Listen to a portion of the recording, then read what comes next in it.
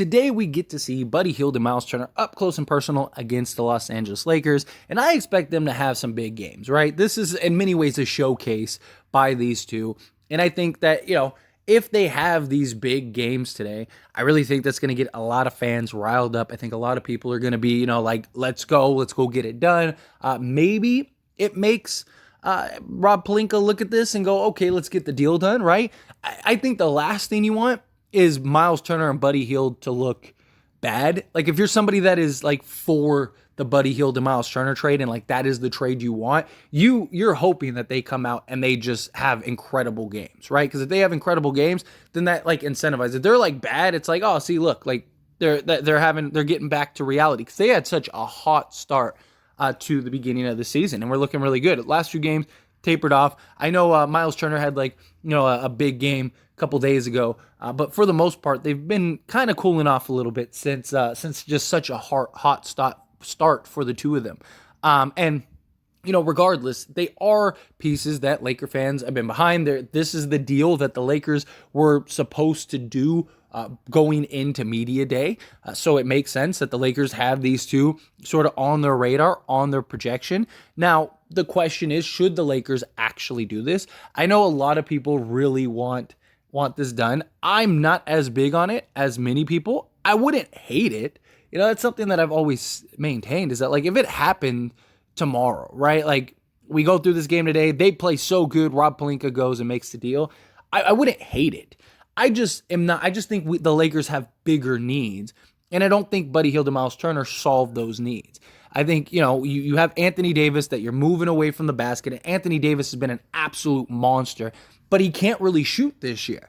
And I understand, some people are like, well, you have Anthony Davis play the 5 on offense, and then Turner is a shot blocking big on defense. And it's like, well, then why would you want that over like a 3-and-D wing that could be a perimeter player just like you're turning Myles Turner into? And then you still have Anthony Davis, who has the best defensive rating in the entire league right now, playing Defensive Player of the Year. But now you also have wing size and wing depth that can help and defend and also funnel and keep guys from getting into the interior. Help with getting rebounds, right? Because right now we are not the greatest rebounding, but Myles Turner doesn't solve that issue. He has been historically a 6 to 7 rebound a game guy. He's had better games this year, but he's going to be playing next to Anthony Davis, fighting for boards. Also, our perimeter defense is the problem. And what happens when you can't guard the perimeter is a lot of long rebounds. That's why we are getting out rebound a lot, and they're getting second chance points because we don't have the size to go up there and go get the rebound if it isn't like within the frame of Anthony Davis, right? So if we had some sizable wings or just some more like length and depth, then you could team rebound, which the Lakers have done a better job with recently. My thing is that like Buddy Hield, like say you have a starting 5 of Walker, Buddy Hield, LeBron James, Anthony Davis, and Myles Turner. Who guards the perimeter? You are putting so much pressure on Walker and LeBron to be lockdown perimeter defenders. And I just don't think that you could do that, especially to LeBron at this stage of his career, because Myles Turner isn't guarding the perimeter. Anthony Davis, he can guard it better, but he's not a perimeter defender, right? And then on top of that, you have Buddy Hield, whose defense he's basically an open door. Like, just go right through it, right? Like, he's non-existent defensively. So I just think that you're in trouble on the defensive end stopping people. Like, yes, you would have the best front court in the entire league. You would have the best defensive front court in the entire league. But our issue isn't the interior. Teams aren't killing us on the inside. Teams are killing us outside of the paint and the three-point shooting. We just don't have enough length and size to make things difficult. And I just think Myles Turner doesn't help with that. Now, I do think that they make us better. Absolutely. I just don't think it's worth 2 first-round picks that don't guarantee us a championship with those two. If you're going to have to give up both first, I would rather them get several players because you're going to get more production, you're going to get more depth, right? And that's what the Lakers really need. Like the Lakers need, if you can't be the best team as far as like talent wise, and just you need to be a team that just has a ton of depth, that it's like group by committee, right? So everybody's chiming in, everybody's getting rebounds, everybody is scoring, everybody, and it's not just LeBron James and Anthony Davis. They're doing a bulk of the lifting, and Buddy Hield, if he has a hot night, great. If he doesn't, it's like darn. Like I'd rather have 5 guys that can all chip in 10 to 15 points a night every single night, and one of them have a good night where they, get 20 or whatever, then have, Anthony Davis, LeBron James, and then Buddy Hield and Myles Turner, who their production is going to drop significantly. Their roles are going to be completely different than what it is with the Lakers, right? Because it's two different teams. That team doesn't have LeBron James and Anthony Davis. And Anthony Davis has not been able to shoot outside. So now if you do have to move him away from the paint, then great. That's not to mention Myles Turner has had real trouble working with other bigs in the past. So who's to say that those work? I mean, look at Rudy Gobert and Karl Anthony Towns. They went and they thought they could figure it out. They thought it was a great example, and it doesn't work because you neutralize your entire reason for having bigs. And Anthony Davis is dominating at the 5. Like, why would you want to take him away from that? I understand he doesn't really like to play it, but too bad. Like, you're here to win basketball games. You're here to be put in a position to help the team win whatever you got to do. If you don't like it, then don't be an NBA player. Retire. So I've seen so many comments where people are like, but Anthony Davis doesn't like to play the 5. He wants to play the 4. Okay, well, they win a championship with him playing the 5, right? Like when we won and we went on that run, he was playing the 5 spot. Yes, we had moments and minutes where you had, Dwight Howard and JaVale McGee. Yes, they played more in the regular season, but once we got to the playoffs, it was Anthony Davis playing the big minutes at the 5 and closing out games at the 5 and doing everything at the 5. You're probably still going to do that if you go get Myles Turner. So why? So you're going to go get a center when I just don't think that that's the biggest need. I think Buddy Hield would help a lot for just shooting, but I don't think if the Lakers could do another deal, right? Let's say they could go do the Spurs deal and then go just trade for Myles Turner. I would be all for that. Right? Because now you have, if it does work, great. If it doesn't work, then, you figure it out. Maybe you unload them. Maybe you just let them walk or whatever, but you have enough other pieces to really help you out. Or if you did the Pistons deal, right? Say you do, Sadiq Bey and you do, Bojan Bogdanovic, and then you go get Myles Turner, right? Okay, cool. At least you got 2 wing players. Bojan Bogdanovic can create and is better overall offensively than Myles Turner. He's shooting 50, 40, 90, but he's a guy that could actually put the ball and create a little bit more and go and create a space where Buddy Hield is best served as just a spot-up shooter. He has his moments here and there where he can create a little bit, but that's not his forte, right? It's not something you want him doing regularly. He's more of a catch-and-shoot guy, gets the ball, pulls up, boom, right? And where Bojan, he's a guy that he's good at the mid-range. He's good at the 3. He's a guy that can you can trust him with the ball a little bit. He at least tries defensively. He's not a great defender, but he's better than Buddy Hield. So that helps too. He can play the 3. He can play the 4. That helps too, where Buddy Hield is basically your 2. And then on top of that, you'd get a Sadiq Bey, 6'7", good wingspan, good length, good size, a guy that could score. I'm just throwing things out there, but I just think if you go do the Buddy Hield and Myles Turner deal, I don't think that solves everything. I don't think that fixes that solves your biggest holes and fixes your biggest problems. Again, I understand it has potential to be great, but you have to look at the entire picture.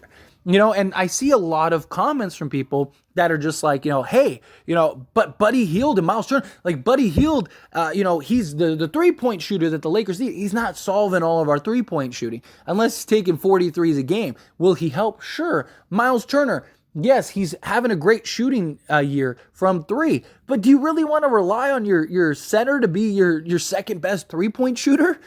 That's not what you should be doing. And again, it doesn't solve the perimeter. Yes, defensively, we would be monstrous. Yes, we'd have insurance for Anthony Davis. Yes, we'd have, 2 bigs. You could always have one of them on the court at all times. I understand that. But that's not our biggest need. That's not our biggest problem. We need wing defenders. We need outside players. Anthony Davis is killing it on the perimeter. We are great. I mean, the Spurs game is a great example. Go watch the most recent Spurs game. We weren't getting killed in the paint. And we didn't even have Anthony Davis. We were getting killed outside of the paint, and they were lighting it up. Also, we don't have any real wings. We have a bunch of undersized guards that are playing wings. The issue is we don't have anybody to keep the offensive team from getting into the paint to begin with. We don't have that cutoff guy. We don't have the guys big enough and strong enough to funnel the offensive player to our big man defender. And Myles Turner is not going to solve that. Yes, would it be great to like have him at the end to go block shots? Sure. But teams are just going to stop there, right? You like the Phoenix Suns, for example, they would feast on the Lakers with Buddy Hield and Myles Turner because, or sorry, with Myles Turner and Anthony Davis, because they would know, one, Buddy Hield is not guarding anybody on the Suns. Two, all they operate in is the mid range. Right? So they would never even get to the point where Myles Turner could be affected. They would just operate in the mid-range and then just light us up for mid-range with Devin Booker and Chris Paul. Like, it's just, and they would just run sets to where you just basically neutralize Myles Turner. And he doesn't have the foot speed and the quickness to get back like an Anthony Davis does. Anthony Davis has the foot speed and the quickness, but you don't want him doing that 30 minutes a game. And people are like, oh, he gets hurt. He could get hurt at the 5. He could get hurt at the 4. He's had more injuries at the 4 spot than he has at the 5 spot. Not just that, but he also runs the risk of getting hurt, having to chase around smaller guys for 30 plus minutes. I think it could work. I just don't think it's going to work the way that people believe it will. And I think a lot of people look at it and just go, they just want to see the names of the jerseys for the Lakers. They just want to see Buddy Hield, Myles Turner, LeBron James, and Anthony Davis. And that's nice. But is that what's best for the Lakers? Right? Like, I don't think it is, because it doesn't solve all of our biggest problems. Doesn't solve our three-point shooting. It helps, but it's not going to fully solve our three-point shooting. Doesn't solve our perimeter defense, which is killing us right now. Absolutely killing us. And it doesn't really solve our rebounding. We're not better defensively. Overall, we're not better defensively. And we're not better rebounding because Myles Turner isn't some elite rebounder. He's not some, 10 to 12. He's not an Anthony Davis 2.0, right? He's a solid center in this league. He's one of the best centers in this league, hands down. But I think people have this vision of like the Twin Towers, we got the Twin Towers, When was the last time Twin Towers actually worked? The teams that have won the championship for the most part have all been the Warriors, smaller teams, and even the Cavs.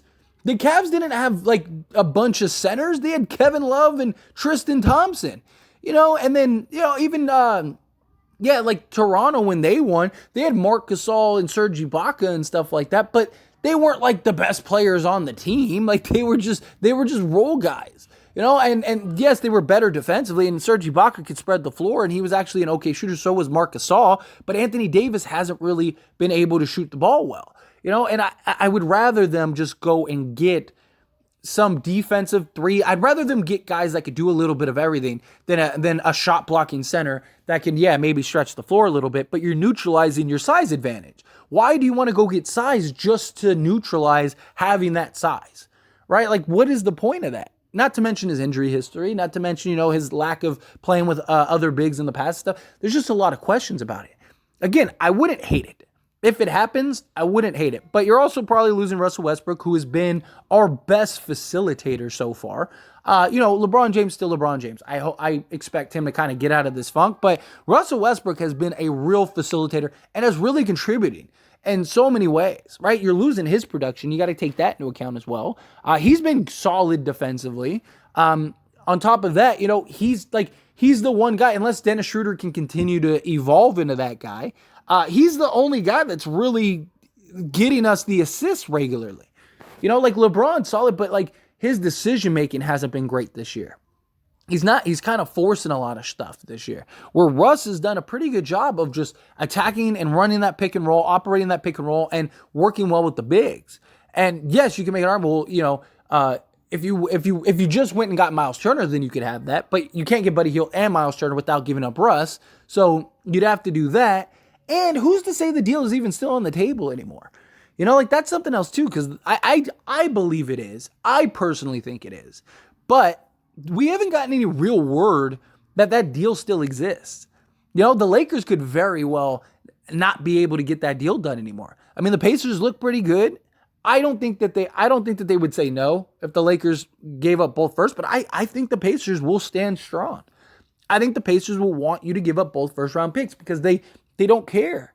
And I don't think the Lakers should give up both first for the deal. I don't. If you could give up one unprotected first and, a couple seconds and a pick swap or whatever, if you give up whatever else you have to give up other than both first. I just don't think that does it because I don't think that that's going to be enough, at least this year. Maybe next year, because you got Buddy Hield, Myles Turner, LeBron James, Anthony Davis. Maybe now you could go get pieces, but you don't have any salary cap if that happens. So, like, who are you going to get? It's a bunch of vet minimum guys. And is LeBron James, Anthony Davis, Myles Turner, and Buddy Hield enough to win a championship? I don't think so. But you never know. I mean, it could work and it could be beautiful and it could, maybe we dominate. Maybe we're the best team in the league. Maybe we win the next 2 or 3 championships, right? And we're just that good. And Myles Turner and Anthony Davis are a perfect combo. Buddy Hield shooting the lights out because he's playing next to LeBron James and Anthony Davis. Anthony Davis is still dominant. And maybe it works perfectly.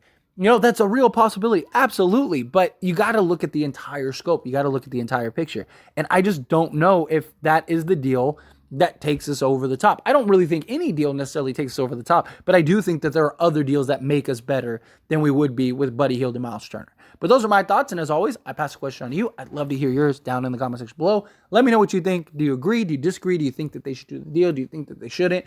Would you be upset if they did the deal? Would you not? How do you feel? Good, bad, ugly, somewhere in between. I'd love to hear your thoughts.